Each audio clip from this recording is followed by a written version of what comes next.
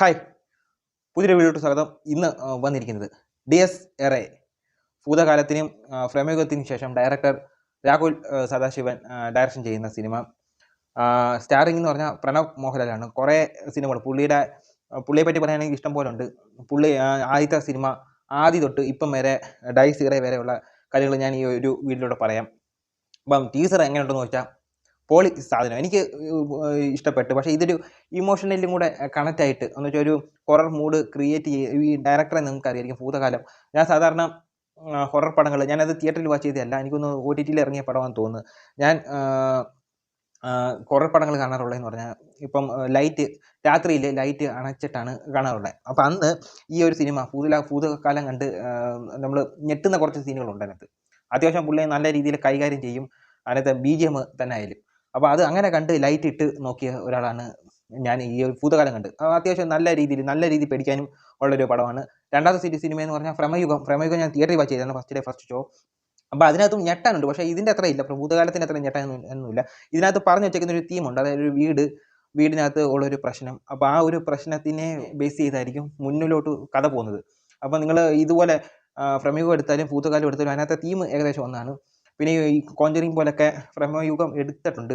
ആ ഒരു making style വെച്ചായാലും അതിനകത്ത് 3 പേര് അഭിനയിച്ചിട്ടുണ്ടായിരുന്നു.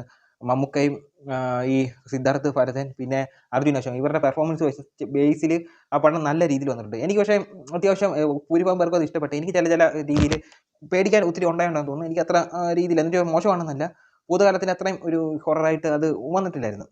ഇതിനകത്തോട്ട് വരുവാണെങ്കിൽ ഇത് പ്രണവിൻ്റെ ആരാടാ പറഞ്ഞേ പ്രണവിന് അഭിനയിക്കാൻ അറിയത്തില്ലെന്ന്. ഇതിനകത്ത് പുള്ളിയുടെ ആദ്യത്തെ സിനിമ എടുത്തെടുത്ത് നോക്കിക്കഴിഞ്ഞാലും പുള്ളിയുടെ ഒരു സംസാരം നമുക്കറിയാം, ഡയലോഗ് ഡെലിവറി മോശമായിട്ടാണെന്ന് എനിക്ക് തോന്നിയിട്ടുള്ളത് ആദ്യക്കത്തില്ല. പക്ഷേ പെർഫോമൻസ് ഒരു പാർക്കർ ബേസ് ചെയ്ത് എടുക്കുന്ന ഒരു സിനിമ, അത് കിഡിലായിട്ട് ഞാൻ ഇപ്പോഴും യൂട്യൂബിൽ ആദ്യയുടെ ആ പാർക്കർ സീനൊക്കെ നല്ല രീതിയിൽ വാച്ച് ചെയ്ത് ആസ്വദിക്കാനുള്ളതാണ്. ആദ്യത്തെ വട്ടം കാണുമ്പോൾ തന്നെ ഞാനത് നല്ല രീതിയിൽ റിപ്പീറ്റ് ചെയ്ത് കണ്ടിട്ടുള്ളതാണ് ആ പാർക്കർ സീനൊക്കെ. അപ്പം പുള്ളിക്ക് പറ്റുന്ന ഒരു സീനുണ്ട്. സൗത്ത് ഇന്ത്യയിൽ തന്നെ ഇത്രയും നല്ലോണം പാർക്കർ ചെയ്യുന്ന ഒരു വ്യക്തി ഉണ്ടാവത്തില്ല. അപ്പോൾ ഒരു ഡയറക്ടർ കിട്ടുവാണെങ്കിൽ പുള്ളിയെ ഇനിയും നല്ല രീതിയിൽ ഉപയോഗിക്കാൻ പറ്റും. ഇപ്പോൾ രണ്ടാമത്തെ സിനിമ എടുക്കുകയാണെങ്കിൽ 21ാം നൂറ്റാണ്ടിൽ അതും ഡയലോഗ് ഡെലിവറി മോശമാണ്.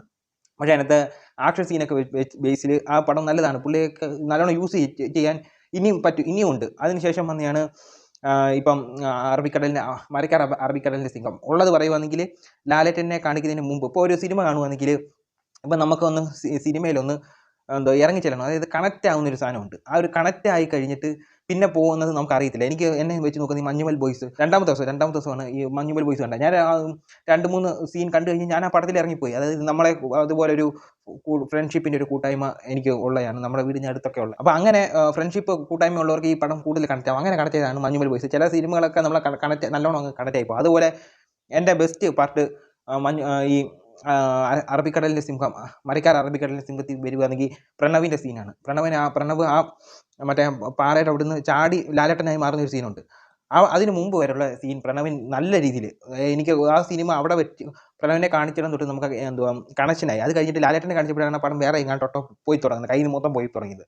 അപ്പം ഇപ്പോൾ ഹൃദയം വെച്ച് നോക്കുകയാണെങ്കിൽ ഹൃദയത്തിൻ്റെ ഡയലോഗ് ഡെലിവറി നിങ്ങൾ ശ്രദ്ധിച്ച് കാണില്ല, പുള്ളിക്കനുസരിച്ച് ആ ഡയലോഗ് മാറ്റിയിട്ടുണ്ട്. അത് പറ്റുന്ന രീതിയിൽ അത് അന്നേരം തന്നെ ശബ്ദം എടുക്കുക. പുള്ളിക്ക് സംസാരിക്കുന്നതിൻ്റെ ബുദ്ധിമുട്ടുണ്ടായതുകൊണ്ടായിരിക്കും, സംസാരിക്കാനല്ല ഡബ് ചെയ്യാൻ ബുദ്ധിമുട്ടുണ്ടായതായിരിക്കും, അന്നേരം തന്നെ ശബ്ദം എടുക്കുക. ആ ശബ്ദമാണ് പിന്നെ കയറ്റി വെച്ചേക്കുന്നത്.